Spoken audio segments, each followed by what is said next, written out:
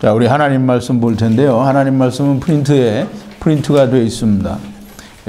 하나님 말씀 로마서 7장 7절부터 12절까지 성경 구절이라고 프린트를 하는데 1번부터 6번까지가 오늘 본문입니다.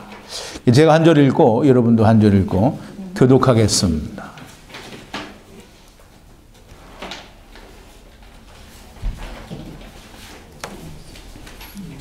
찾으신 줄 알고 한 절씩 제가 한 절, 여러분이 한 절 그렇게 교독하겠습니다. 그런즉 우리가 무슨 말하리요? 율법이 죄냐? 그럴 수 없느니라. 율법으로 말미암지 않고는 내가 죄를 알지 못하였으니 곧 율법이 탐내지 말라 하지 아니하였다면 내가 탐심을 알지 못하였으리라. 그러나 죄가 기회를 타서 계명으로 말미암아 내 속에서 각양 탐심을 이루었나니 이는 법이 없으면 죄가 죽은 것임이니라. 전에 법을 깨닫지 못할 때에는 내가 살았더니 계명이 이름에 죄는 살아나고 나는 죽었도다. 생명에 이르게 할 그 계명이 내게 대하여 도리어 사망에 이르게 하는 것이 되었도다. 죄가 기회를 타서 계명으로 말미암아 나를 속이고 그것으로 나를 죽였는지라. 이로 보건대 율법도 거룩하며 계명도 거룩하며 의로우며 선하도다. 아멘. 우리 잠깐 기도하겠습니다. 거룩하시고 또 자비로우시며 하나님을 떠난 모든 자들을 구원하시기를 기뻐하시고 창세 전에 하나님의 아들 독생자 예수 그리스도 안에서 하나님을 떠난 자들이 누구든지 하나님을 떠난 것을 깨닫고 하나님께 돌아오기를 원하기만 하면 그리스도 안에서 하나님께로 돌아올 수 있는 놀라운 은총과 사랑을 저희에게 주셨습니다. 아버지 하나님 감사합니다. 찬송과 영광을 돌립니다. 하나님께서는 모든 인생들이 하나님을 떠난 것임을 알게 하시려고 수없이 많은 선지자들을 이스라엘에게 보내셨고 또 하나님의 말씀을 기록하셨고 또 그 말씀이 세계 만국의 각국의 언어로 번역이 되어서 천하만민에게 전하여지고 증거되어져 싸운데 사람들은 하나님의 말씀을 자기의 입맛에 맞게 해석하고 그것을 풀이하여 자기의 마음에 원하는 것을 이루기를 원합니다. 아버지 하나님, 오늘 마지막 때에 많은 사람들이 하나님께서 원하시는 많은 사람들이 구원을 얻고 또 하나님 나라로 돌아가야 될 텐데 아버지 하나님, 참으로 희망이 보이지 않고 수없이 많은 사람들이, 아니 정말 모든 사람들이 자기들의 마음에 맞는 대로 자기의 마음에 합당하고 자기의 마음에 흡족한 하나님을 만들어 그 하나님을 섬기고 그 하나님께 예배를 드리는 것을 우리가 볼 수 있습니다. 이스라엘이 시내산에서 모세가 하나님께로 들어가서 40여일 동안 내려오지 않으니까 자기들의 마음에 합당한 금송아지를 만들고 그 금송아지가 여호와라고 한 것처럼 오늘날 이 세상에는 수없이 많이 예수를 믿는다고 하는 사람들이 다 금송아지를 만들어 자기들의 마음에 합당한, 자기들의 마음에 좋아하는 하나님을 만들어 그 하나님을 섬깁니다.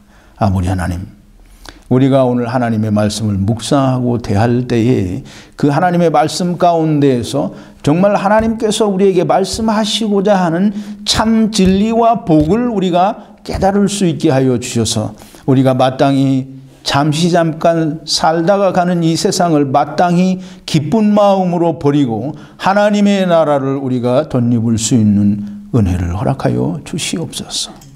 하나님의 말씀은 두렵고 떨리는 말씀입니다. 하나님께서 특별히 우리에게 깨닫게 하시는 은혜를 베풀지 아니하시면 우리가 들어도 알 수 없습니다. 이스라엘은 수천 년 동안 하나님께서 선지자를 보내서 말씀하셨건만 예수 그리스도께서 오셨을 때 예수 그리스도를 죽이는 자들이 되었습니다. 아버지, 하나님께서 우리의 마음에 성령님을 부어주시고 또 하늘로부터 내리는 신령한 지혜를 충만하게 부어주시고 총명과 명철도 허락하여 주셔서 하나님께서 주신 말씀 가운데 하나님의 참 진리를 올바르게 깨닫고 우리가 마땅히 하나님께서 우리에게 예수 그리스도로 말미암아 베푸신 구원의 은혜를 입고 우리가 마땅히 하나님 안에 들어가는 자들이 다 되어지게 하여 주시옵소서. 오늘 하나님의 말씀을 묵상할 때 전하는 자나 듣는 자가 또 동영상을 통하여 인터넷에서도 하나님의 말씀을 그토록 사모하는 모든 사람들이 다 성령의 역사하심 가운데에서 말씀으로 하나가 되는 놀라운 은총과 은혜를 허락하여 주시옵소서. 예수님의 이름으로 기도하옵나이다. 아멘. 오늘은 제가 지난주 일요일까지는 그 백보자 심판까지 이제 그 죄와 또 율법과 심판과 이런 것에 대해서 쭉 한 8번에 걸쳐서 설명을 하고 마지막으로 백보자 심판에 대해서 제가 공부를 했습니다. 이제 그 백보자 심판을 들어보시면 알겠지만 많은 사람들이 예수 믿는다고 하는 이 기독교인들이 생각하는 백보자 심판과 제가 여러분들에게 공부하고 가르쳐드린 백보자 심판과는 정말 100% 다르다는 것을 알 수 있을 거예요. 그리고 너무나 그것이 성경적이고 그렇게 해야만 하나님의 심판과 즉 예수 그리스도의 심판이 공정하고 또 공의로운 심판이 된다고 하는 것을 여러분들이 들어보시면 스스로 판단하실 수 있습니다. 그런데 그 백보자 심판에서도 나타나는 것처럼 이 세상 사람들이 알고 있는 그 심판과 또 구원과 죄와 율법에 대해서 너무나 잘못 알고 있기 때문에 이 예수 믿는 사람들에게 가르치는 그 가르침이 처음부터 끝까지 잘못되었다라고 하는 것을 정말 어떻게 그건 마음으로 감당할 길이 없어요. 그래서 이제 로마서 7장과 8장, 이게 성경의 가장 핵심적인 책이 로마서라고 하고 또 그 로마서 가운데서도 로마서 7장 8장이 가장 그 복음에 대한 그 요약과 또 집미약이라고 그렇게 이야기를 합니다. 그래서 이 사실 로마서 7장 8장은 성경을 전부 다 요약해 놓았다라고 할 수 있는 그런 장인데요. 사람들이 거기를 너무나 자기 임의대로 자기 마음에 합당한 대로 해석을 해서 가르치니까 완전히 사단의 얘기를 하고 마귀 새끼들 같은 얘기를 하는 거예요. 그래서 그게 성경적으로 정말 맞는지 틀리는지를 증명하고자 제가 지난 금요일, 그제 금요일부터 이 로마서 7장, 8장을 6번에 걸쳐서 강의를 하기로 하고 이제 시작을 했어요. 그래서 지난 금요일 날은 첫 번째로 우리가 율법에 대해서 그리스도와 함께 그리스도의 몸으로 죽임을 당했다라는 그런 주제로 공부를 했어요. 이제 혹시 기회가 되시면 안 들으신 분들은 동영상 인터넷을 통해서 유튜브에 가면 다 있습니다. 그래서 한번 들어보시기를 바라고요. 그리고 지금 금요일부터 다음 10월 두 번째 주까지 이 6번에 걸쳐서 하는 이 로마서 7장, 8장 강해는 연결이 되어 있고 앞에 부분을 이해를 못하면 뒤에를 이해하기 쉽지 않습니다. 그래서 오늘 처음 오신 분들은 좀 이해가 잘 안 되시더라도 지난 금요일 거를 꼭 어떻게든지 좀 알아서 들으시고 연결해서 이해를 하시면 정말 잘 이해가 되시고 나중에 8장이 다 강해가 끝나고 난 다음에는 정말 이 세상에서 우리에게 예수 믿는다라고 하는 것을 잘못 가르쳤구나라고 하는 걸 이해할 수 있게 되고 여러분들이 그걸 믿는다고 하면 여러분들은 분명하게 그리스도 안에 들어오게 되고 구원이 확실하게 여러분들에게 이루어질 것을 믿습니다. 분명할 거예요. 자, 이제 오늘은 율법이 즉 법이 없으면 죄가 죽은 것임이라 이민이라 한 그런 제목으로 우리 함께 은혜를 받고자 합니다. 이 죄가 법이 없으면 죄가 죽은 거다. 이 굉장히 이 성경 전체를 거기에 담아놓고 있다라고 해도 아주 전혀 틀리지 않는 그런 아주 중차대한 의미가 있는 그런 단어, 그런 문장입니다. 법이 없으면 죄가 죽었으면이라 그랬어요. 여러분 그게 무슨 말인지 압니까? 죄가 죽었다. 법이 없으면 죄가 죽었다. 여기에는 법이 없으면 죄가 죽었다라는 말은 그 사망이 그 안에 담겨져 있고 법이 없으면 죄가 죽었다라는 말에 생명이 함께 들어 있습니다. 그래서 오늘 이 말씀을 여러분들이 꼭 이해를 하시고 법이 없다라는 것이 또 법이 우리에게 주어졌다라는 것이 무슨 뜻인지 꼭 좀 이해하시기를 바라겠습니다. 사람들이 가지고 있는 그 율법에 대한 그 엄청난 오해가 많은 사람들을 구원에 이르게 하지 못하는 것을 이 성경이 우리에게 증명해 주고 있습니다. 많은 사람들의 오해가 뭐냐면 율법은 하나님께서 우리에게 주신 명령이고 우리는 반드시 그 율법을 지켜야 된다라고 생각을 하고 그 율법을 지키면 우리가 의롭게 된다고 생각을 하고 그 율법을 우리가 잘 지키면 하나님 앞에서 우리가 합당한 삶을 산다라고 그렇게 생각합니다. 그리고 율법은 우리를 선한 삶으로 인도하고 곧 죄를 행하지 않게 하고 우리가 하나님 보시기에 합당한 또 많은 사람들이 보기에 하나님을 믿는 사람으로서 부끄럽지 않은 삶을 살게 된다라고 그렇게 믿습니다. 그 율법을 우리가 반드시 잘 지켜서 의로운 자가 돼야 된다라고 그렇게 생각을 하는 겁니다. 그게 세상에 예수 믿는 사람들이 가진 율법에 대한 오해예요. 오해. 우리가 생각하고 세상의 교회에서 가르쳐주는 율법에 대한 그 생각들이 율법을 지켜서 사람들이 하나님 앞에서 의로운 자가 되고 율법을 잘 지켜서 사람들 보기에도 예수 믿는 사람들로서의 합당한 삶을 살게 된다라고 그렇게 믿어요. 그럼 율법을 지켜서 의롭게 된다라고 하는 말은 율법을 지키지 않으면 의롭게 되기 전에는 어떻다라는 거예요? 의롭지 못하다는 거잖아요. 그러면 의롭지 못하다라는 것은 그럴 때 되게 사람들은 어렵게 생각하는데 하나님의 말씀을 얘기할 때에는 악이 아니면 선이고 선이 아니면 반드시 악인 거예요. 선도 아니고 악도 아닌 중간 상태는 없는 거예요. 그러면 이제 의롭지 못하고 의롭게 되려고 하는 존재라고 하는 것은 내가 의롭지 않은 자라는 것이요 내가 악한 자라는 거예요.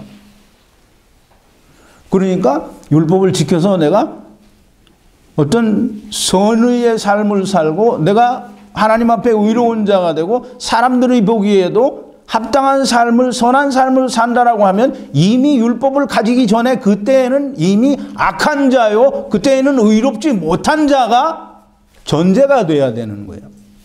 자 이제 보세요. 탐심, 오늘 본문에 보니까 율법이 죄냐 그럴 수 없느니라 율법이 탐내지 말라 하지 아니하였다면 내가 탐심을 알지 못하였으리라 그랬어요. 그러면 이제 탐심이 뭐예요? 사도 바울은 지금 탐심이 뭐라는 거예요? 율법이 내게 탐내지 말라 하지 아니하였다면 내가 탐심을 알지 못하였으리라 그래요. 이게 탐심이 뭐냐면 그게 죄예요. 탐심이 죄라는 거예요. 이게 탐심이 무슨 죄냐면 이 탐심이 이제 탐욕인데요. 탐욕, 욕심이에요. 그게 어떤 욕심이냐면 이제 창세기 제일 앞에까지 가야 되는데 창세기 4장에 보면 가인과 아벨이 있는데 가인과 아벨이 각기 자기들이 준비한 것을 가지고 하나님께 제사를 드려요. 가인은 땅에서 거둔 땅의 소산을 그리고 아벨은 양을 잡아서 그 기름으로 하나님께 드렸어요. 그러니까 가인 건을 하나님 받지 않으시고 가인 거를 왜 받지 않으셨는지는 여러분들 다 공부를 했는데 아마 기억을 하실지 모르겠는데 가인 건 왜 안 받으셨어요? 잘 모르시겠죠? 네. 가인 건 땅의 거니까 안 받으신 거예요. 그럼 아벨 건 하늘 거니까 받았냐? 이렇게 얘기하겠죠? 아벨 것도 하늘 건 아니에요. 그건 하나님께서 정하신 것을 드리는 거예요.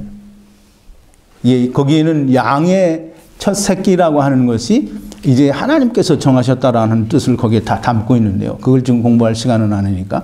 어쨌든 가인이 하나님께서 자기가 땅에서 거둔 땅의 소산을 가지고 하나님께 드렸는데 하나님이 그걸 받지 않으셨어요. 그랬더니 가인이 마음에 가진 게 뭐예요? 가인의 마음속에 뭐가 생겼어요?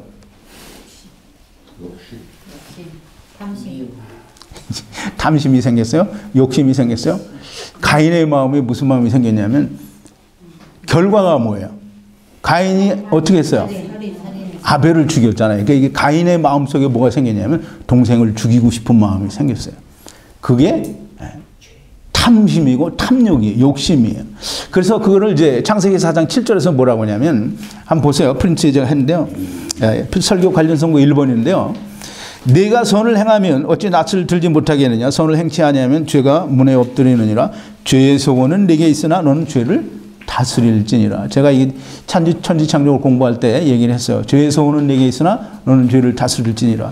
죄의 소원이 뭐냐면 그 마음에 원하는 거예요. 이게 가인이 마음에 원하는, 가인의 속에는 하나님이 있어요, 없어요? 하나님이 없는 육체가 원하는 그것이 곧 탐욕이에요. 탐심이에요. 그래서 이제 성경에는 어떤 걸 또 탐심이라고 하냐면 이스라엘 백성들이 애굽에서 나와가지고 가나안을 향해서 가고 있을 때 이스라엘 백성들이 배가 고파서 먹을 게 없으니까 하나님이 뭘 줬어요? 만나를 줬어요. 그리고 그 만나가 너무 맛이 있어서 그걸 먹고 이스라엘 백성들이 그 만나에 대해서 그 느낌을 얘기했어요. 너무 맛이 있으니까 이게 도대체 뭐냐. 그래서 만나의 뜻이 뭐냐면 What is this예요. 이게 뭐냐. 그게 이제 너무 맛이 있고 그 좋은 건데 그걸 이제 우리 인간의 욕심이라는 게 그렇죠. 매일 맛이 있어도 매일 같은 건물을 계속 먹으면 어때요? 질려요. 이스라엘 백성들이 똑같이 질렸어요. 근데 이스라엘 백성 중에 끼어 있는 이방인들이 있었어요. 애굽에서 같이 따라 나온 이방인들이 있었는데 이 사람들은 이스라엘 사람들과 같이 가나안 땅에 들어가는 게 사실 그렇게 마땅치가 않은 거예요. 그래서 불평을 하기 시작했는데 맨날 만나만 먹으니까 고기가 먹고 싶은 거예요. 그래서 우리가 애굽에 있을 때는 뭐 오이도 먹고 부추도 먹고 마늘도 먹고 뭣도 먹고 고기도 먹었는데 우리가 여기서 먹을 게 이제 만나밖에 없으니까 우리가 기력이 쇠하다 그랬어요. 그렇게 불평을 하고 그게 탐욕이에요. 이제 성경에는 히브리어로 그걸 탐욕이라고 얘기를 했어요. 또 우리 탐욕을 성경에 보면 어디에 써 있느냐면 신명기 5장 21절에 보면 신명기 5장 21절은 뭐냐면 물론 이제 출애굽기에도 있습니다만 10계명 중에 10번째 계명이 그 신명기 5장 21절이에요. 프린트 했으니까 한번 보죠. 3번인데요. 내 이웃의 아내를 탐내지도 말지니라. 내 이웃의 집이나 그의 밭이나 그의 남종이나 그의 여종이나 그의 소나 그의 나귀나 무릇 내 이웃의 소유를 탐내지도 말지니라. 여기서 이 탐낸다라는 게 그게 탐심이고 탐욕이고 욕심이에요. 육체가 원하는 거예요. 어떤 육체가 원하는 것? 하나님이 없는 육체. 그 육체라는 말 자체에 우리 안에는 하나님이 없다라는 뜻을 가지고 있는 거예요. 그래서 고린도후서 5장 6절에 보니까 뭐라 했죠? 우리가 몸에 거할 때에는 즉 육체에 거할 때에는 주와 따로 하나님과 따로 이 따로라는 말은 이사 와서 이주하여 떠나와서라는 그런 뜻이라고 말씀을 드렸어요. 다 공부를 한 겁니다. 하나님을 떠나와서 몸에 거한다라는 거예요. 그러니까 육체라고 하는 말 속에는 하나님이 내 안에 계시지 않는다라는 뜻을 포함하고 있는 거예요. 그러니까 육체가 원하는 것. 즉 그건 하나님이 원하시는 게 아니고 내가 하나님이 없는 내가 원하는 것. 그게 탐욕이고 탐심이에요. 그게 죄라는 거예요.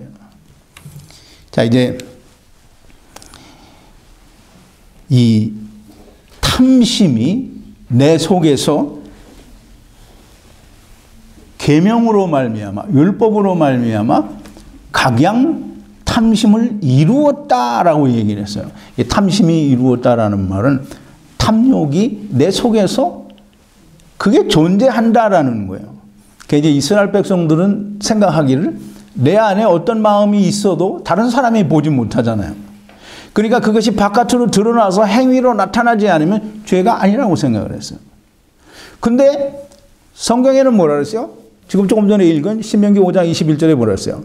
탐내지 말라라고 얘기를 했어요. 그럼 탐을 내고 내 마음속에 그 탐욕이 있으면 이미 10계명을 10번째 계명을 범한 거예요. 그걸 모르니까 예수님이 오셨을 때 이스라엘 백성들에게 얘기하는 거예요.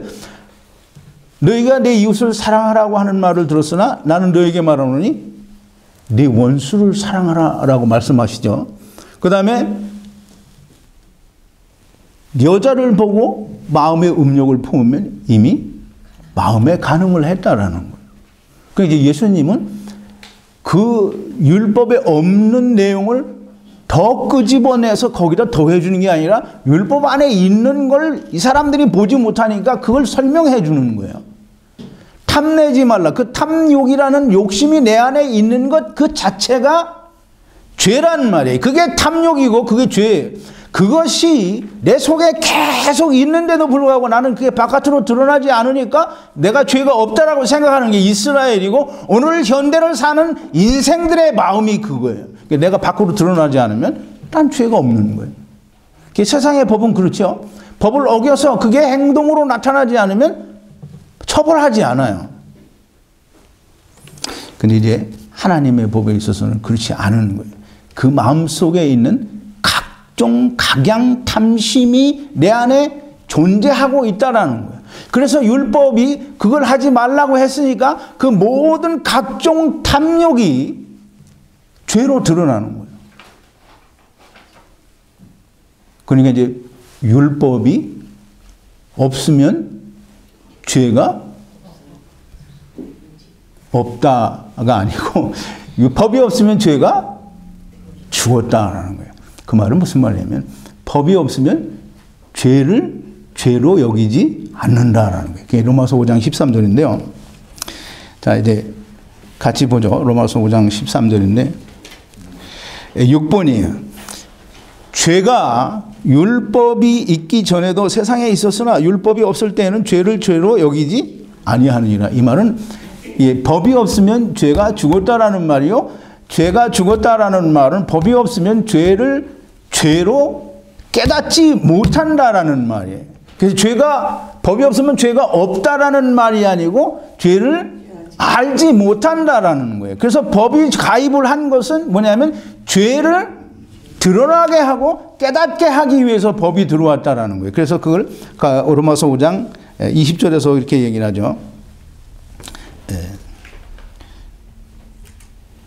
4번인데요. 율법이 가입한 것은, 즉 하나님께서 율법을 이스라엘에게 더하여 주신 것은 범죄를 더하게, 즉 범죄가 드러나게 하기 위해서 율법을 주셨다는 거예요. 그러나 죄가 더한 것에 은혜가 넘쳤나니 그랬어요. 또 갈라디아서 3장 19절에 보면 그런즉 율법은 무엇이냐? 범법함을 인하여 더한 것이라 천사들로 말미암아 중보선을 베푸신 것인데 약속하신 자손이 오시기까지 있을 것이라 그랬어요. 범법함을 인하여 더한 것이라 그랬어요. 이게 죄를 짓고도 죄가 있었음에도 불구하고 죄로 깨닫지 못하는, 죄가 있는데 죄를 모르는 거예요. 그게 죄가 죽었다라는 거예요. 그걸 죄로 여기지 않는다라는 말이에요. 죄가 없다라는 말이 아니라 죄를 죄로 깨닫지 못한다라는 말이에요. 그래서 이 사도 바울이 오늘 본문에서 얘기를 합니다. 죄가 법이 없으면 죽은 것이다. 그래서 율법을 더하신 것이고, 전에 법이 없을 때에는, 즉 법을 깨닫지 못할 때에는 내가 살았더니, 계명이 이름에, 즉 법이 이름에 죄는 드러나고 나는 죽었다라는 거예요. 이 법을, 율법을 하나님께서 이스라엘에게 주신 것은 죄를 드러나게 하고, 그 죄가 드러나서 너는 이미 죄가 있는 상태요. 죄가 있다라는 말은 하나님을 떠난 상태라는 걸 말을 하는 거지. 죄가, 우리 예수 믿는 사람들이 다 오해를 하는 게, 죄가 있다라는 말을 그냥 보편적으로 되게 다 승인을 해요. 아, 우리는 다 죄인이다, 죄인이다 이렇게 얘기를 하는데, 그러나 죄라는 게 뭔지를 몰라요. 죄는 하나님을 떠났다라는 건데, 하나님을 떠났다라는 말이 무슨 말인지 모르는 거예요. 죄가 뭔지 모르는 거예요. 죄는 하나님을 떠난 상태가 죄예요. 그래서 그런 일들을 행하는 거예요. 그래서 율법이 우리에게 가해지고 우리에게 주어짐으로 말미암아, 이스라엘에게 주심으로 말미암아 이스라엘의 죄가 드러나고 우리의 속에 있는 죄가 밝히 드러나는 거예요. 죄가 살아난 거예요. 그게 죄를 죄로 여기지 않다가 죄를 죄로 깨닫게 됐으니까 죄가 살았다라고 얘기를 하는 거예요. 죄가 살아나니까 나는 죄인이니까 어떻게 돼요? 죄는 죽어야 되는 거예요. 그냥 나는 죽은 자라는 거예요. 죄가 드러났으니까 나는 죽은 자가 된 거예요. 그래서 죄는 살아나고 나는 죽었도다라고 말을 하는 거예요. 자, 이제 사람들이 생각할 때 법이 없어서 죄를 깨닫지 못할 때는 내가 죄인, 죽은 자인 줄 몰랐었어요. 그런데 법이 오고 나니까 죄는 살아나고 나는 죽은 자라. 내가 죽은 자인 것을, 즉 하나님을 떠난 자인 것을 깨달았다라는. 그게 법이 우리를 죄를 깨닫게 한다라는 거예요. 그래서 이제 보세요. 이로 보건대 율법도 거룩하고 계명도 거룩하며 의로우며 선하도다 그랬어요. 예, 이로 보건대라고 얘기를 하잖아요. 그럼 이로 보건대는 무엇으로 보건대라는 거예요? 예, 우리는 이제 성경을 좀 잘 이해를 해야 되는데요. 이로 보건대라는 말은 앞에 지금 이야기한 게 있잖아요. 율법이 가입을 해서 죄는 살아나고 내가 죽었기 때문에, 즉 내가 죄인이요 내가 죽은 자인 줄 알지 못했는데 율법이 가입을 함으로 말미암아 율법이 그 죄가 살아나서 내 죄가 드러나고 나는 죽은 자라고 하는 것, 즉 하나님을 떠난 자라고 하는 것이 깨달아지게 되기 때문에, 즉 나로 하여금 사망에 이르게 하고 나로 하여금 죽은 자라고 하는 걸 깨닫게 하기 때문에 율법이 거룩하고 의롭고 선하다라는 거예요.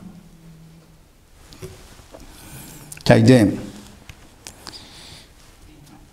율법은 우리를 사망을 위하여 열매를 맺게 한다 이렇게 얘기를 했어요. 율법은 우리를 사망을 위하여 열매를 맺게 한다 그랬어요. 율법이 우리를 사망을 위해서 열매를 맺게 한다는, 그럼 율법을 우리가 잘 지키면 의롭게 돼야 된다라고 믿고 있는데 율법은 우리를 사망을 위하여 열매를 맺게 한다 그랬어요. 그 말은 뭐냐면 율법이 우리에게 가입을 함으로 말미암아 항상 그 율법에 의해서 우리의 죄가 드러남으로 말미암아 항상 우리가 죽은 자요 우리는 죄인이라고 하는 걸 깨닫게 된다라고 하는 것이 사망을 위하여 열매를 맺게 하는 거예요. 내가 본래는 죽지 않을 수 있는, 죽지 않는 그런 죄가 없는 상태인데 율법이 가입을 함으로 말미암아 내가 사망에 이르게 되었다라는 그런 뜻이 절대로 아닌 거예요. 사망을 위하여 열매를 맺게, 즉 하나님을 떠난 자인 것을 깨닫게 하고 이 율법으로 말미암아 내가 죽은 자라고 하는 것, 즉 하나님을 떠난 자라고 하는 것을 깨닫게 해주기 때문에 율법이 거룩하고 의롭고 선하다라고 하는 거예요. 이 말씀을 우리가 이해를 못하면 율법과 복음을 100% 우리가 이해할 수 없어요.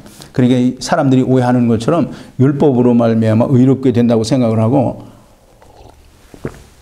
율법을 지키지 않으면 큰일이 나는 것처럼 율법이 다 폐해졌다라고 하면 그냥 들고 일어나서 다 이단이라고 하는 거예요. 자, 이제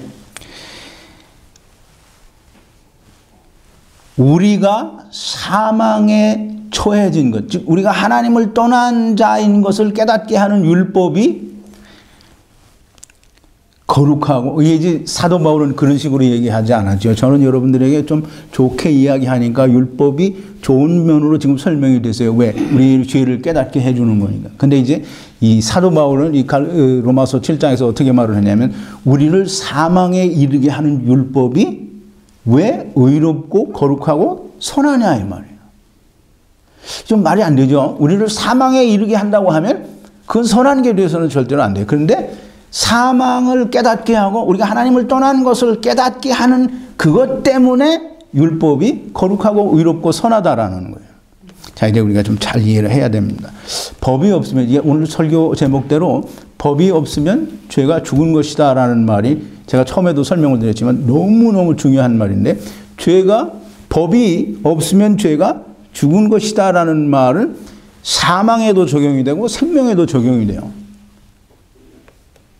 오늘 설교를 통해서 분명하고 명확하게 그걸 좀 깨닫게 되기를 바라요. 법이 없으면 죄가 죽은 것임이니라 라는 말은, 죄가 죽었다라는 말은 죄가 없다는 말이 아니라는 것을 분명하게 제가 말씀을 드렸어요. 즉 죄가 없다라는 말이 아니고 죄를 죄로 여기지 않는다라는 거예요. 그 말은 뭐냐면 죄가 죄인 줄 모른다라는 말이에요.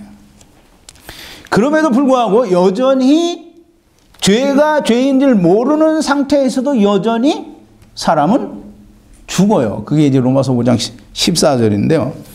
로마서 5장 14절을 한번 보죠. 7번이 그러나 아담으로부터 모세까지 아담의 범죄와 같은 죄를 짓지 아니한 자들 외에도 사망이 왕노릇하였으나니 아담은 오실 자의 표상이라. 아담으로부터 모세까지 아담과 같은 죄를 짓지 아니한 사람들에게도 뭐가 왕노릇한다고요? 사망이 왕노릇했대요. 아담부터 모세까지는 율법이 있던 시절이에요, 없던 시절이에요? 없던 시절에도 여전히 사망이 왕노릇했어요. 왜 사망이 왕노릇해요? 죄 때문에. 죄가 있기 때문에. 죄 때문에라고 하는 말은 하나님을 떠났기 때문이라는 말과 같은 말이에요. 그러니까 하나님을 떠난 상태에 있는 자들은 죄가 율법이 오건 오지 않건 간에 다 죽게 되어 있는 건데 율법이 와서 그걸 깨닫게 해준다라는 거예요.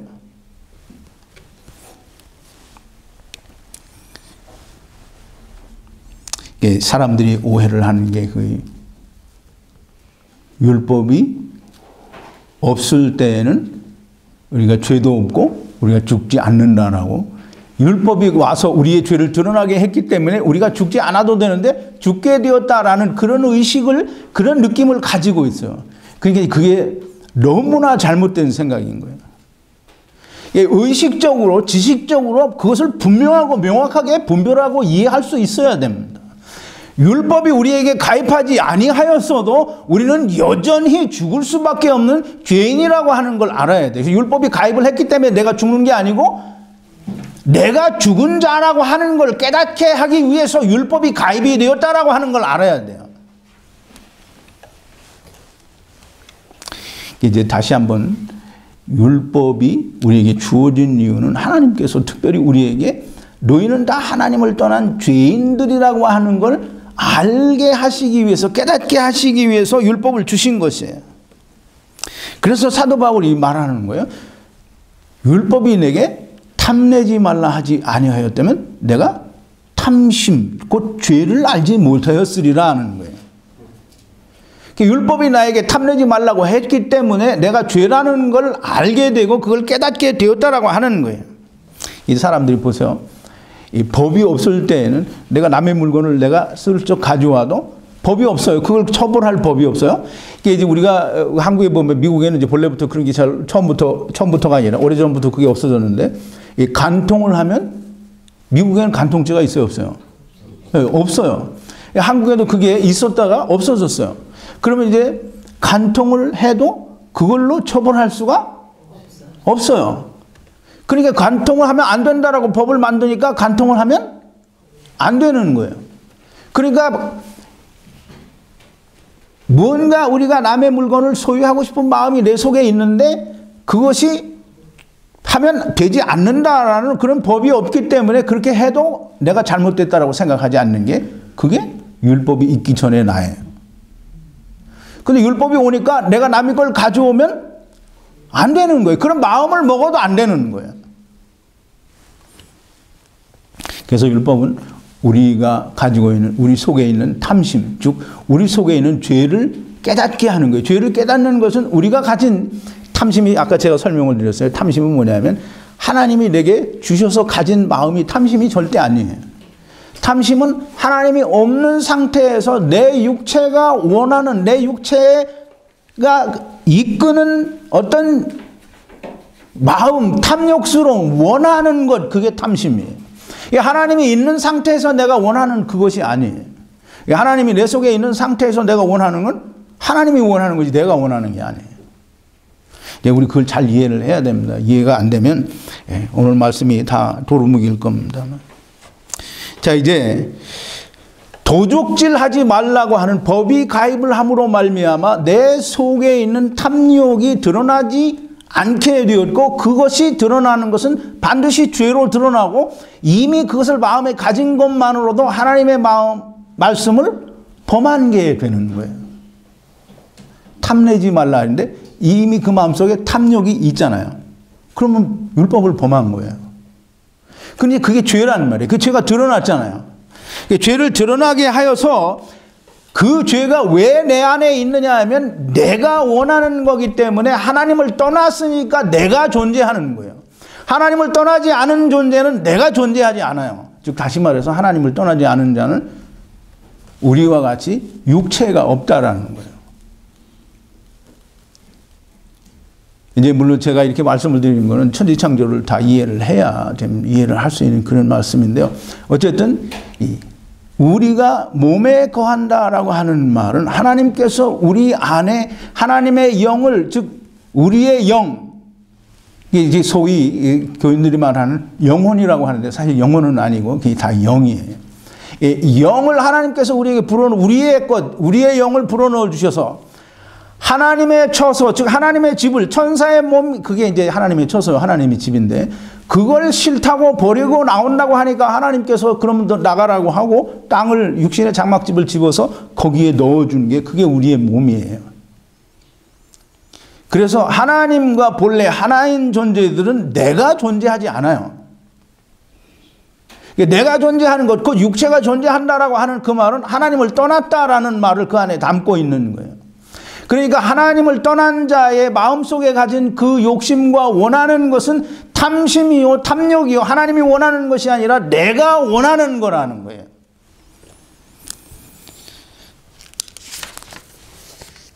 율법은 우리가 다 하나님을 떠난 죽은 자다라는 거예요. 하나님을 떠난 자는 다 죽은 자예요. 제가 이제 누가복음 8장 55절의 예를 들어서 설명을 드렸는데, 누가복음 8장 55절에 보면 회당장 야이로가 나오는데 그 야이로의 딸이 죽게 생겼어요. 그래서 사람들을 보내가지고 예수님을 모셔다가 얼른 자기 딸을 좀 고쳐달라고 했더니 예수님이 그래 알았다 내가 고쳐줄게 그러면서 가시려고 했는데 12년 된 혈루병 환자도 만나고 또 다른 사람들도 만나서 이게 여차저차하고 이렇게 밀리다 보니까 시간이 지체돼서 어린아이가 죽었어요.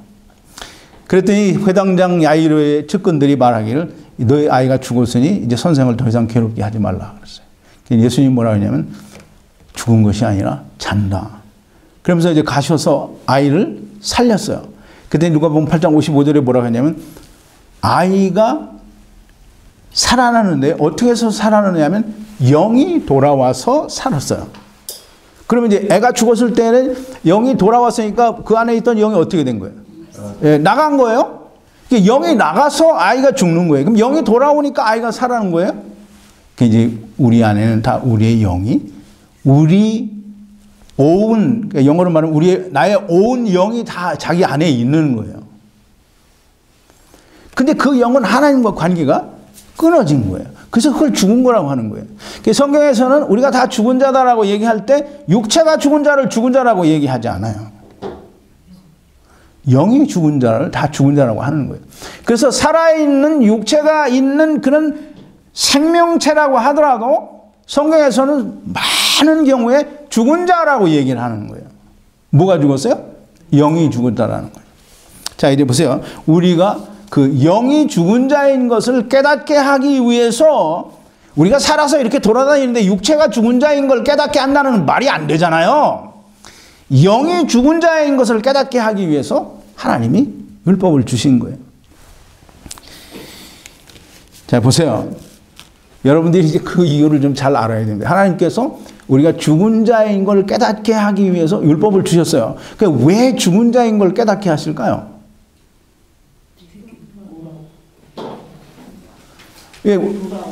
왜 우리가 죽은 자인 것을 깨닫게 하나님은 원하시는 거예요?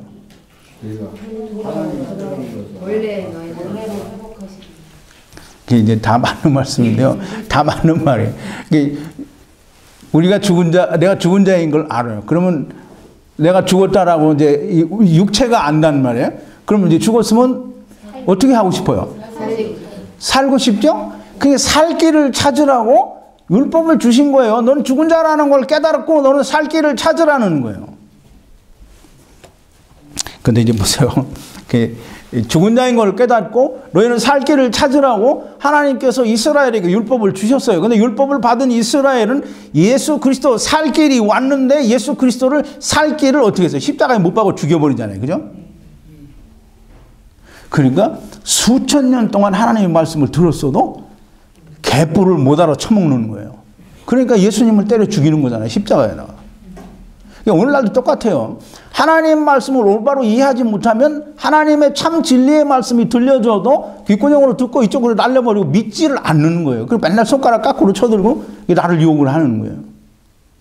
내가 욕을 먹어도 상관없어요. 왜? 당신이 이 성경에 그렇게 얘기해요.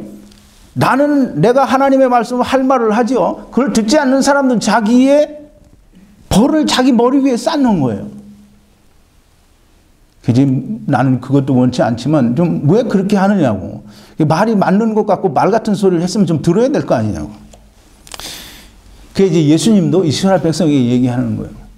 너희가 성경에서 영생을 얻는 줄 생각하고 성경을 상고하거니와 이 성경이 내게 대하여 증거하는 것이다. 내게 대하여 증거한다는 게 무슨 말이에요?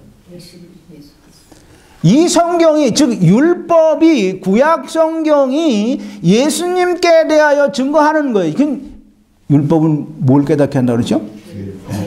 죄는 뭐예요? 하나님을 떠났다. 하나님을 떠난 거는 죽은 자라는 거예요. 영이 죽은 자라는 거예요. 그럼 영이 죽었고 너희가 하나님을 떠난 영이라고 하는 걸 깨달으면 그 살 길을 찾으라고 율법을 주신 거예요. 근데 이스라엘이 예수 그리스도에게 오지 않는다는 거예요. 오늘날도 똑같죠. 예수 믿고 교회 다닌다고 하는데 다 예수 믿는다고 하고 다 교회 다니면서 내 예수 믿는다라고 고백은 하는데 사실상 그리스도에게 온 게 아니에요. 그냥 자기가 교회 다니는 거고 자기가 예수 믿는다라고 그냥 고백하는 거지 예수 그리스도 안에 들어온 게 아니라는 거예요. 그러니까 온 세상에 예수 믿는다고 하는 사람들이 뭐 몇십억이 돼도 정말 진짜 그리스도 안에 들어와 있는 사람은 손가락에 하나에 꼽을 수밖에 없는 거예요. 근데 사람들은 살기 위해서 이제 하나님께서 이스라엘에게 율법을 주신 것은 너희가 하나님을 떠난 죽은 자들이라는 걸 깨닫고 살 길을 찾으라고 율법을 주셨어요. 율법을 그래서 주셨는데 사람들은 율법을 통해서 살 길을 발견하지 못하고 그냥 열심히 율법을 지켜서 행하는 거예요. 그럼 율법을 열심히 지켜서 행하면 행할수록 뭐가 나타나요? 죄가 나타나는 거예요. 그럼 그거는 살 길이 아니에요. 그건 살 길이 죽어도 아닌데 길을 쓰고 그걸 지켜야 된다고 하는 거예요. 절대로 살 길이 아니에요. 근데 예수 믿는다고 하는 사람들이, 인생들이 길을 쓰고 율법을 지켜야 된다고 하는 거예요. 그리고 심지어는 뭐라고 하냐면 성령님의 인도하심으로, 성령님의 도우심으로 우리가 율법을 잘 지키게 해주신다는 거예요. 성령님이. 이게 지금 오늘날 교회가 말하고 있는 사단의 말이요, 마귀 새끼들이 말하는 왜곡된 하나님의 말씀이라는 거예요.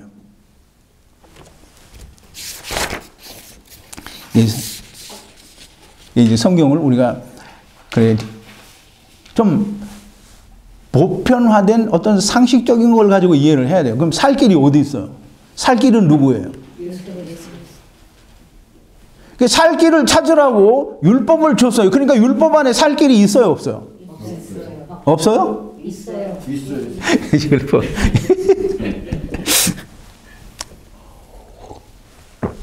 율법 안에 살 길이 있어요. 그래서 보세요. 내가 하는 얘기가 아니라 성경이 하는 얘기예요. 갈라디아서 3장 23절인데요. 9번인가요? 9번. 믿음이 오기 전에 우리가 율법 아래 매인바 되고 계시될 믿음의 때까지 율법 아래 우리가 갇혔다는 거예요. 계시될 믿음이라는 건 누구냐면, 계시는 뭐냐면 덮여져 있던 것. 이게 제가 갈라디아서 공부를 할 때 그 설명을 드렸어요. 계시라는 말은 뭐냐면 덮여져서 감추어져 있던 것이 덮개가 열려서 밝히 드러나는 게 계시예요. 즉 다시 말하면 구약이라고 하는 율법 안에 감추어져 있던 예수 그리스도 복음이 밝히 즉 믿음이 밝히 드러날 때, 믿음은 누굴 말하는 거예요? 예수 그리스도를 말하는 거예요. 믿음이 계시될 때, 밝히 드러날 때까지 율법 아래 갇혔다라고 말하는 거예요. 그래서 갈라디아서 3장 24절 그 다음 절인데요. 10번인데요. 이와 같이 우리가 믿음에 계시될 믿음의 때까지 우리가 율법에 갇혀 있으나 율법이 우리를 그리스도에게로 인도하는 몽학선생이 되어 우리로 하여금 믿음으로 말미암아 의롭다함을 얻게 하려 함이니라 그랬어요. 그러니까 이제 이 율법이라는 것이 우리를 죽은 자라고 하는 걸, 하나님을 떠난 자라고 하는 걸 깨닫게 하지만, 그걸 깨닫는과 동시에 율법 안에는 분명히 모든 율법 가운데 예수 그리스도가 계시가 돼 있어. 그러니까 예언이 되었고 그림자로 나타나져 있다라는 거예요. 그게 밝히 드러나서 계시되는 것이, 그게 예수 그리스도가 오셔서 그 율법을 이루셨다라고 하는 게, 그게 계시가 된 거예요. 그 계시가 된, 즉 예수 그리스도가 오실 때까지 율법의 메인바가 되고, 그 율법은 나를 그리스도에게로 인도하는 몽학선생이 되어서 이 믿음을 보고 믿게 만드는 것이, 그게 율법이라는 거예요. 근데 그 율법을, 그걸 찾지 못하고 내가 지켜서 내가 의롭게 되려고 하니까 죽어도 살 길을 볼 수 없는 거예요.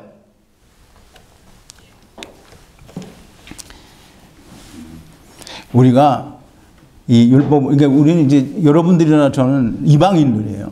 그러니까 우리에게는 율법이 주어지지도 않았어요. 근데 율법을 이스라엘에게 왜 주셨냐면, 또 율법을 통해서, 즉 다시 말해서 내가 의롭게 되려고 하는 그 하나님을 떠난 나의 목적을 열심히 이루고 행하는 그것을 통해서도 반드시 알 수 있는 게, 내가 하나님을 떠났다라고 하는 걸 알 수 있는 것이요, 내가 살기 위해서는 오직 나를 위하여 세상에 오신 예수 그리스도를 믿음으로 말미암아 구원을 얻는다라고 하는 걸 발견하게 되어 있기 때문에 이스라엘에게도 똑같이 율법을 그렇게 주시고 이방인에게도 똑같은 것을 적용을 하는 거예요. 하나님께서는 율법을 또 사람들에게, 하나님을 떠나겠다고 하는 범죄한 영들에게 그럼 가서 해보라고 육체에다 넣어주신 이유가 해보라는 거예요. 그걸 해보고 그냥 버려두는 게 아니에요. 그 해보고 네가 거기서 못하겠으면 그 안에 내가 생명을 담아둘 테니까 살 길을 찾아서 다시 오라는 거예요. 그게 예수 그리스도를 율법 안에 담아둔 살 길이라고 하는 거예요. 그래서 이 예수 그리스도를 발견하고 이 예수 그리스도를 믿음으로 말미암아, 예수님이 괜히 하는 얘기가 아니에요. 요한복음 5장 39절 40절에 너희가 성경에서 율법에서 영생을 얻는 줄 생각하고 성경을 상고하거니와 이 성경이 내게 대하여 증거하는 것이로다. 그런데 너희가 영생을 얻기 위하여 나에게 오지 않는도다. 그 율법을 하나님이 그렇게 해서 주신 건데, 그 율법을 통해서 예수 그리스도에게 가지 않는다라는 거예요. 누가? 이스라엘. 율법을 열심히 지켜야 된다라고 믿는 사람들은 죽어도 예수를 발견할 수 없는 거예요. 그러니까 오늘날 교회에서 똑같은 거, 율법 지켜야 된다고 하는 사람은 죽어도 예수님 만날 수 없어요. 자, 이제 이 율법은 우리를 그리스도에게로 인도하여 믿게 하는 게 율법이에요. 그거 하라고 예수님, 하나님이 우리에게, 이스라엘에게 율법을 주셨어요. 믿음으로 말미암아 하나님의 아들들이 되었다라고 갈라디아서 3장 26절에 그렇게 얘기를 하죠. 11번인데요. 너희가 다 믿음으로 말미암아 그리스도 예수 안에서 하나님의 아들들이 되었으니. 자, 이제 율법을 통해서 예수 그리스도가 계시될 때에 예수 그리스도를 믿음으로 말미암아 의롭게 되게 하기 위해서 율법을 주셨고, 그 예수 그리스도를 믿으면 너희가 다 하나님의 아들들이 된다라는 거예요. 하나님의 아들들이 된다라는 것은 예수 그리스도와 합하여 세례를 받은 거다라고 그렇게 얘기를 합니다. 이 12번에, 프린트 12번에 보면 누구든지 그리스도와 합하여 세례를 받은 자는 그리스도로 옷을 입었느니라 그러죠. 그리스도와 합하여 세례를 받는다라는 말은 우리가 지난 금요일 날 얘기한 것대로 우리가 그리스도의 몸으로 말미암아 율법에 대하여 죽임을 당했다라는 그런 주제로 공부를 했는데요. 그 율법을, 우리가 그리스도의 몸으로 말미암아 율법에 대해서 죽었다라는 말은 로마서 7장에서부터 얘기하는 게 아니고 로마서 6장에서부터 얘기를 해요. 너희가 그리스도와 합하여 세례를 받았으면 그리스도의 죽으심과 합하여 함께 장사지는 바 된 것이고, 그리스도의 부활과 연합하여 새 생명 가운데 사는 것이 그리스도와 합하여 세례를 받는 거라 그랬어요. 지금 갈라디아서 3장 27절에서 분명히 뭐라고 하냐면, 너희가 예수 그리스도로 말미암아 합하여 세례를 받아서 너희가 그리스도로 옷을 입었다라는 거예요. 그리스도로 옷을 입었다라는 건 무슨 옷을 입었다는 거예요? 의의 옷을 입었다는 거예요. 이제 그리스도와 아들들이 되었다라는 것은 그리스도와 합하여 세례를, 그러니까 예수 그리스도를 믿음으로 하나님의 아들들이 되었다라는 말은 예수 그리스도와 합하여 세례를 받았다는 말이요, 예수 그리스도와 합하여 세례를 받았다라고 하는 말은 예수 그리스도의 죽으심과 합하여 나도 세상에 대하여 율법에 대하여 죽은 것이요, 그리스도의 부활과 연합하여 하나님께 대하여 하나님을 향하여 내가 새로운 삶을 산다고 하는 것이 내 안에 이루어진 것이 그리스도와 합하여 세례를 받은 것이요, 그게 예수를 믿는 것이요, 그게 하나님의 아들이 된 것이요, 그것이 예수 그리스도 안에 내가 들어온 것이 되는 거예요. 그게 예수 그리스도로 말미암는 의의 옷을 입은 것이 되는 거예요. 이게 이제 시간도 많이 갖고 하나님 말씀 이제 좀 정리를 해볼까 합니다. 하나님을 떠나는 것을 알고 예수 그리스도와 함께, 하나님을 떠나는 것을 너희가 이제 율법을 통해서 알았느냐? 그러면 내가 그 안에 담아준 살 길이라고 하는 예수 그리스도를 너희가 만나서 그리스도와 함께 내게 다시 돌아오라고 율법을 주셨어요. 그랬더니 예수님 말씀대로 길을 쓰고 율법을 지키고 말씀을 묵상하고 상고를 하는데 죽어도 예수를 발견을 못하는 거예요. 그러니까 예수님께 안 나오는 거예요. 그리고 결국은 어떻게 예수님을 십자가에 두드려 박은 거예요. 하나님께서는 하나님을 떠나겠다고 하는 범죄한 영들, 즉 하나님 없이도 우리가 하나님처럼 선하고 의롭고 생명을 얻을 수 있다라고 유혹한 사단의 말을 따라서 하나님을 떠난 모든 범죄자들을 세상에 보내시고는 다시 불러야 될 거 아니에요. 왜? 내 거니까. 하나님의 지체니까. 다 다시 불러오려고 하니까, 불러오려면 육체를 입혀줬으니까 다시 하나님의 집을 입어야 될 거 아니에요. 그죠? 그게 고린도후서 5장 1절부터 10절까지의 말씀이 그거예요. 땅에 있는 육신의 장막집이 무너지면 그 육신의 장막집이 뭐예요? 우리 몸을 말하는 거잖아요. 그게 무너지면 하나님께서 우리를 위하여 예비하신 손으로 짓지 아니한 영원한 하나님의 집, 즉 하나님의 처소가 있다라는 거예요. 그걸 우리가 덧입어야 되고 또 우리가 그걸 덧입기를 바라는데, 그걸 덧입는 것이 본래 우리의 위치로 돌아가는 거예요. 제가 여러분들 처음 듣는 분들은 이해를 잘 못하시는지 모르겠는데 성경에 없는 얘기 하는 거 아닙니다. 이미 다 설교마다 강해마다 지금 제가 이제까지 말씀드린 걸 다 증명을 해서 그거를 누구도 반박할 수 없는 성경에 말씀하신 증거를 다 증명을 해드린 거예요. 그러니까 제가 마음 놓고 이렇게 얘기를 하는 거예요. 자, 이제 하나님께서는 너희가 해보겠다고 했으니까 그럼 나가서 해보라고 했어요. 그래서 해보라고 했으니까 하나님께서 해보는 데까지 어떤 기한을 주셔야 될 거 아니에요. 그럼 해보라고 하고는 그 기한을 하나님께서 무한정 주실 수는 없는 거예요. 그러나 충분한 시간을 주셨어요. 그래서 하나님이 예수님 오실 때에 뭐라고 했냐면 성경에 때가 참해라고 했어요. 그래서 마가복음 1장 15절에 뭐라 그랬어요? 예수님께서 때가 찼고 천국이 가까웠으니 회개하고 복음을 믿으라 라고 얘기를 했어요. 갈라디아서 4장 4절 5절에는 때가 참에 하나님께서 자기 아들을 여자에게서 나게 하시고 율법 아래 나게 하신 것은 율법 아래에 있는 자들을 속량하여 아들의 명분을 얻게 하려 하심이니라 라고 말씀하시는 거예요. 그러니까 때가 찼어요. 하나님께서 주실 만큼 기회를, 충분한 시간을 줬다는 거예요. 때가 찼다라는 거예요. 그런데 때가 찼으니까 어떻게 해요?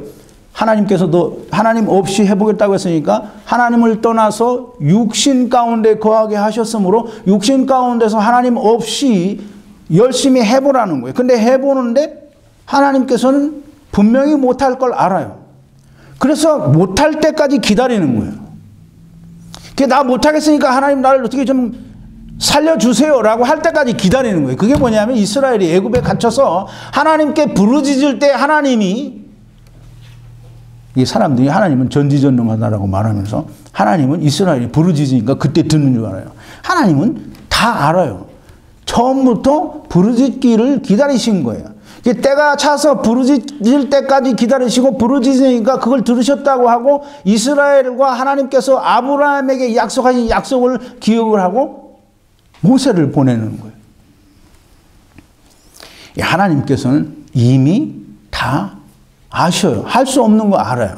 그래서 창세 전에 이미 예수 그리스도를 예정하시고 이 예수 그리스도 안에서 하나님께서 해보라고 보내준 존재들이 할 수 없다고 하는 걸 깨달을 때에 그 예수 그리스도로 말미암아 돌아올 수 있게 하기 위해서 예수 그리스도를 창세 전에 예정하시고 이 예수 그리스도로 말미암아 돌아올 수 있게 하신 거라 이 말이에요. 이제 예수 그리스도를 통해서 너희는 할 수 없으니까 돌아오라고 율법을 주셨는데 길을 쓰고 율법을 지켜야 된다고 하니까 이건 정말 미친 짓인 거예요. 자, 이제 프린트에 보면 로마서 8장 3절인데요. 14번이에요. 율법이. 이게 여러분들은, 이게 우리 로고스 성도들은 너무 많이 들어서 여러분들이 아마 다 외우고 있을 텐데요. 율법이 육신으로 말미암아 연약하여 할 수 없는 그것을, 율법은 거룩하고 의롭고 선하고 선하게 되는 거잖아요. 근데 율법이 육신으로 말미암아 연약하여 그걸 할 수가 없다는 거예요. 그래서 율법은 사람을, 즉 육신을, 하나님이 없는 상태의 육신을 의롭게 할 수 없기 때문에, 그래서 뭐가 한다는 거예요? 하나님이 하신다는 거예요. 하나님은 하시나니 곧 하나님께서 자기의 아들을 죄 있는 육신의 모양으로 보내사 육신의 죄를 그 아들에게 다 지우시고 육신을 쫓지 않고 영을 쫓아 행하는 자들에게 무엇이 이루어지게? 율법의 요구가 이루어지게 하려 하심이라 그랬어요.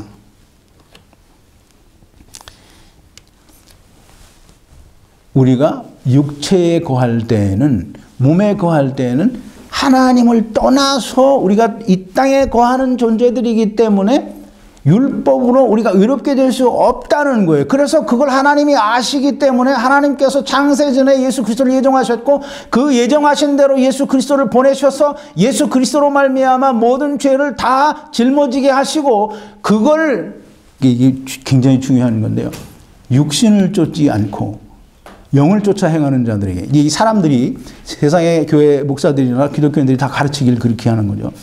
육신을 쫓지 않고 영을 쫓아 행하는, 그걸 어떻게 해석을 하느냐 하면, 육신의 정욕대로 내가 내 마음대로 나쁜 짓을 하고 살지 않고 성령의 인도하심을 받아 올바른 삶을 살게 되면 율법의 요구가 이루어진다는 그런 의미로 사람들에게 가르친다 이 말이에요. 얼마나 개소리냐고 이게.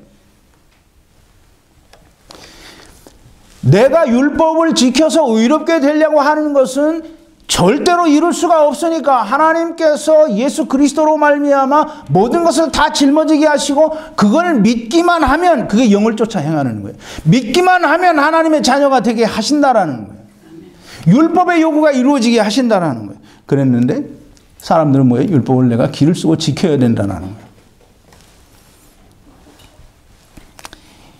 손가락 거꾸로 쳐들고 내가 율법 얘기만 하면 다 뭐 안 좋아요, 안 좋아요 이렇게 꼭 두세 사람이 그런 사람들이 있는데, 제가 아주 강력하게 추천해 드립니다. 원하는 대로 열심히 율법 지키시고 그리고 가서 주님 만나시기를 꼭 바랍니다. 그리스도와 합하여 세례를 받는 것은 그리스도와 합하여 함께 죽고 또 함께 사는 것입니다. 누구를 위하여? 하나님을 향하여 새롭게 사는 거예요. 그리스도의 몸으로 말미암아 우리가 율법에 대해서 죽임을 당했어요. 그걸 갈라디아서 3장 19절에서는 내가 율법으로 말미암아 율법에 대하여 죽임을 당했다라고 이렇게 얘기를 하는 거예요. 율법에 대하여 죽어야 한다라는 것은, 예수님을 지난주에 공부를 했어요. 예수님이 왜 우리와 같은 육체를 입고 오셔서 십자가하고 해서 죽으셔야만 하느냐. 종의 형체를 입은 것은 우리에게 예수님이 보여주는 거예요. 뭘 보여주느냐면, 내가 이렇게 너희와 똑같은 종의 형체를 입고 육신에 입고 세상에 오지 않았느냐. 내가 하나님께 나아가기 위해서는 육신의 껍데기를 벗어버려야 한다는 걸 보여주는 거예요. 그래서 예수님이 우리 앞에서 죽는 걸 보여주시는 거예요.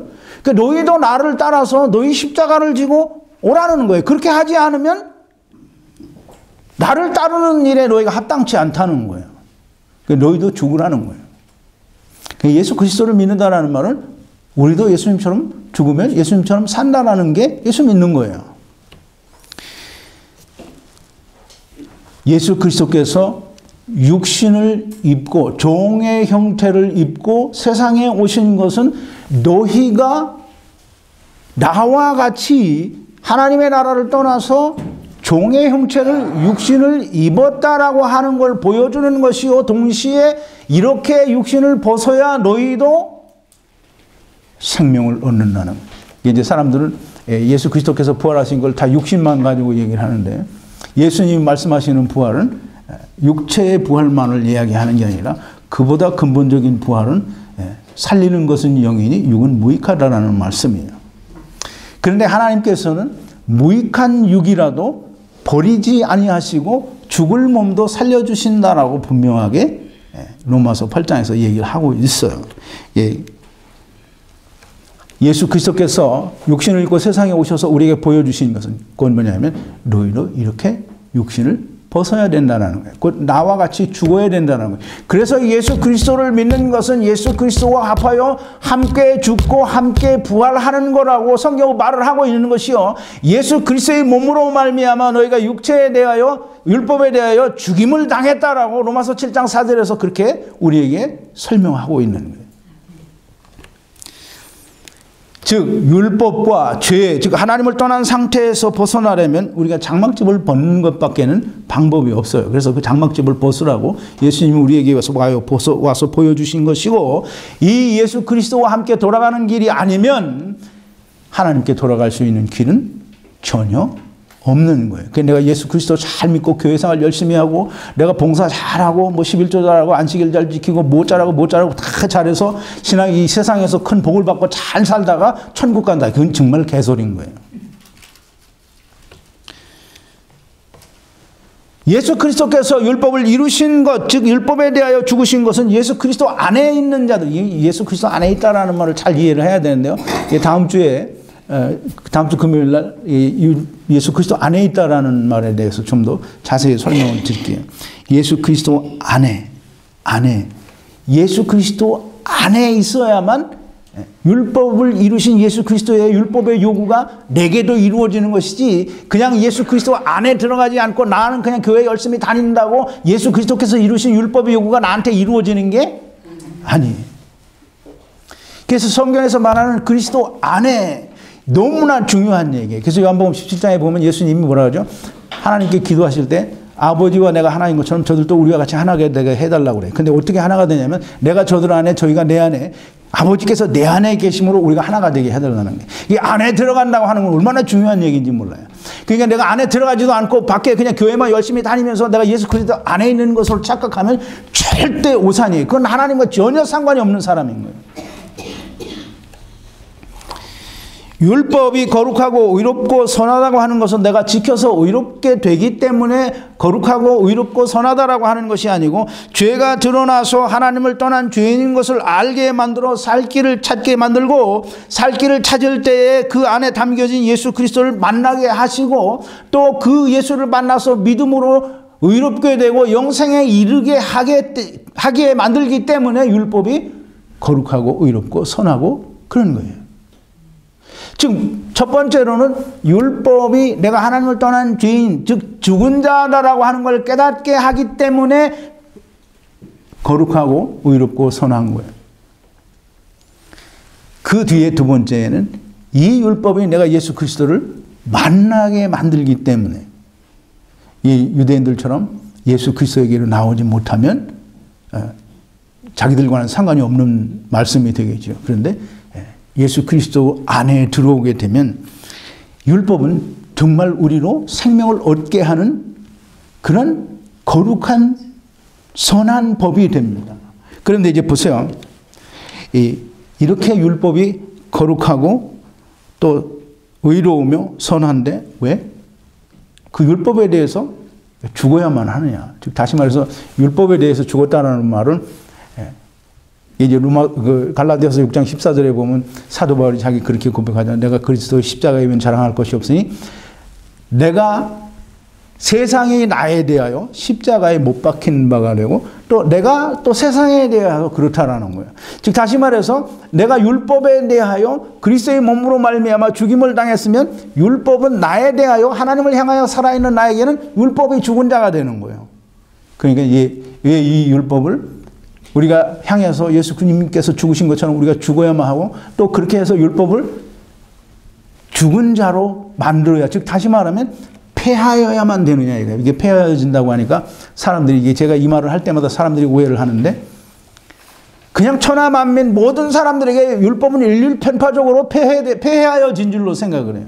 폐하여진 건 누구에게 폐하여졌냐면 그리스도 안에 있는 자들에게만 폐하여진 거예요. 그러니까 예수 그리스도께만 율법이 폐하여졌으니까 예수 그리스도 안에 있는 자들에게도 똑같이 폐하여진 거예요. 그래서 율법의 요구가 영을 쫓아 행하는, 즉 예수 그리스도께서 이루신 것을 믿는 자들에게는 율법의 요구가 이루어지게 하신다는 거예요. 예수 그리스도께서 이루신 그 율법이 내가 그리스도 안에 있을 때만 들어가지 않고, 나는 예수 안에 아직 들어가지 못한 자면 그 상관이 없는 게 되는 거예요. 이 율법이 왜 폐하여져? 그러니까 오늘 제목이 뭐라 그랬죠? 법이 없으면 죄가 죽었으면이라 그랬죠.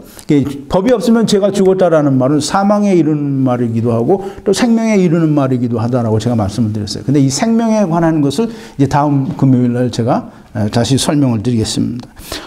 금요일에는 오호라 나는 곤고한 사람이로다 누가 이 사망의 몸에서 나를 건져내랴라는 그런 제목으로 공부를 하는데요. 그 안에서 이 율법이 없는 것은 범함도 없다라는 그 말을 우리가 잘 이해를 하면서 죄가, 이게 율법이 없으면 죄가 죽었다라는 말을 우리가 다시 한번 또 좀 공부를 하고 새겨보고 이해를 하는 귀한 시간이 될 겁니다. 오늘은 여기까지 합니다. 기도하시겠습니다.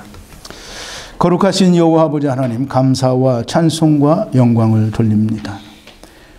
오늘도 하나님께서 주신 로마서 7장에 있는 말씀을 가지고 법이 없으면 죄가 죽었음이라고 하는 그런 주제를 가지고 우리가 하나님의 말씀을 묵상했습니다.